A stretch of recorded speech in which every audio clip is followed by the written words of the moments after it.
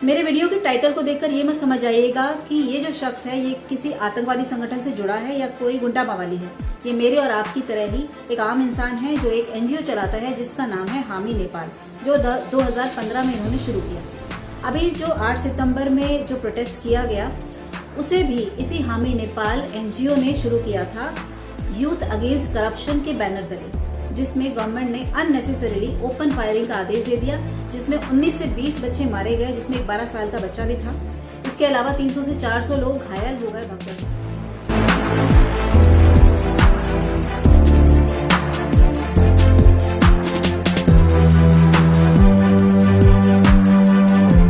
अब ये जो एनजीओ है ये इस तरह के प्रोटेस्ट के अलावा बहुत सारे काम करती है, बहुत सारे लोगों की हेल्प करती है। जब भी नेपाल में किसी भी तरह की मुसीबत आती है तो ये एनजीओ सबसे पहले जो है हेल्पिंग हैंड की तरह काम करती है। इसके जो अध्यक्ष है वो है सुडान गुरुंग। अब 2015 से पहले सुडान गुरुंग की जो लाइफ थी वो बहुत ही नॉर्मल चल रही थी। सुडान गुरुंग एक डीजे थे और इनका अपना एक नाइट क्लब था जो बहुत अच्छा चल रहा था। लेकिन 2015 में नेपाल में भूकंप आया जिसके बारे में पूरी दुनिया ने जाना। उस भूकंप में करीबन 9 से 10 हजार लोग मारे गए और हजारों लाखों लोग जो है वो बेघर हो गए। और इस भूकंप के बाद सुडान गुरुंग की जो लाइफ है वो पूरी तरह से बदल गई, क्योंकि उन्होंने अपने किसी खास को खोया इस भूकंप में। वो था उनका अपना बच्चा।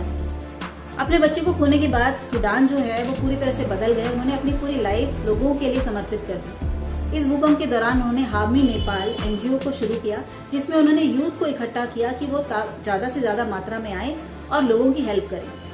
सिर्फ 2015 का भूकंप नहीं, 2023 में जाकरकोट नाम की एक जगह है नेपाल में जहाँ पे भूकंप जब आया था तो 13,000 लोगों की पुनर्स्थापना और उन्हें खाने पीने का ध्यान जो है वो इसी एनजीओ ने रखा।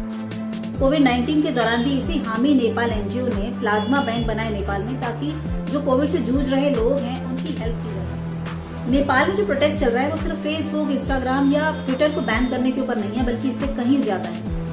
वहाँ पे करप्शन इतना ज्यादा फैला हुआ है और 5 में से हर एक बंदा बेरोजगार है। 20% वहाँ बेरोजगारी है। बेरोजगारी का आलम ये है कि 2024 में 20,000 लोग रशिया यूक्रेन वॉर में लड़ने चले गए थे। रशिया की तरफ से ल्यूक्रेटिव ऑफर आ रहे थे कि आप हमारे यहाँ आइए, 1 हफ्ते की ट्रेनिंग के बाद हम आपको सैनिक बना देंगे और आपको अच्छी खासी सैलरी ऑफर करेंगे। और इन्हीं ल्यूक्रेटिव ऑफर के चलते वहाँ लोग जाते हैं और अपनी जान जो है नेपालियों ने काफी खोई है उस वॉर में। अब 2008 तक तो नेपाल में राजशाही थी, वहाँ पे राजा का राज हुआ करता था, लेकिन फिर 2-3 मूवमेंट हुई जिसकी वजह से ये राजशाही डेमोक्रेसी में बदल गई। लेकिन इन 17 साल की डेमोक्रेसी में 13 बार सरकार बदल चुकी है और इसमें जो है 2-3 कुछ लोग हैं जिनके हाथ में हर बार सत्ता आ जाती है। कभी केपी शर्मा ओली प्रधानमंत्री बन जाते हैं, कभी कुछ पुष्प कमल, तो कभी शेर बहादुर देववा।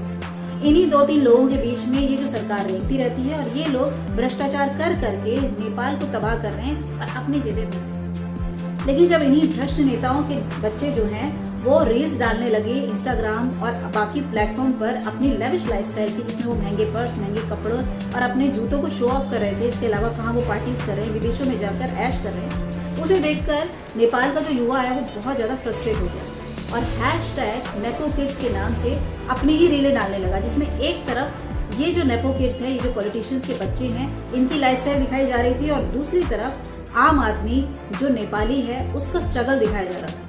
और ये जो हैशटैग है ये ट्रेंड कर गया। इसके बाद सरकार ने जब इन सोशल मीडिया प्लेटफॉर्म को बैन कर दिया तो यूथ और ज्यादा भड़क गया, इतना भड़क गया कि उन्होंने जो प्रेजेंट सरकार है उसे ही गिरा दिया। यूथ के गुस्से को देखकर वहां के जो पीएम थे केपी शर्मा ओली, उन्होंने रिजाइन दे दिया और इसके अलावा वहां के जो फाइनेंस मिनिस्टर हैं उन्हें लोगों ने सड़कों पर लाकर बुरी तरह से पीटा। अब ये जो प्रोटेस्ट है ये हामी नेपाल जो एनजीओ है इसके अंडर चलाया गया है, जिसके अध्यक्ष हैं सुडान गुरुंग। तो सुडान गुरुंग की जो इम्पोर्टेंस है वो आपको बहुत अच्छे से समझ आ गई होगी।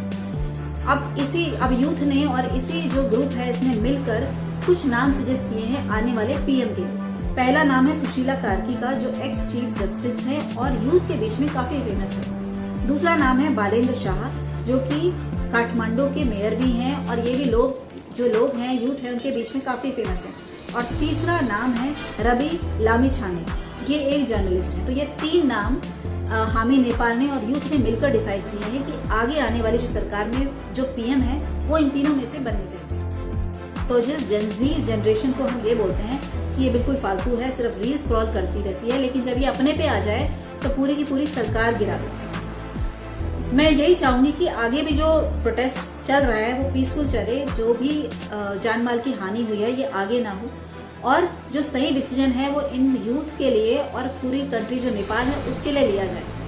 वहाँ पे कई इंडियन भी फंसे हुए हैं और उनकी भी रिक्वेस्ट आई है कि उन्हें गवर्नमेंट जल्दी से जल्दी वहाँ से निकाले। आई होप मेरा जो ये वीडियो है आपको पसंद आया होगा। अगर पसंद आया है तो प्लीज़ लाइक कीजिए, शेयर कीजिए और सब्सक्राइब कीजिए, और आपके कमेंट नेपाल के बारे में आप क्या सोचते हैं और आगे क्या होना चाहिए ज़रूर दीजिए। धन्यवाद।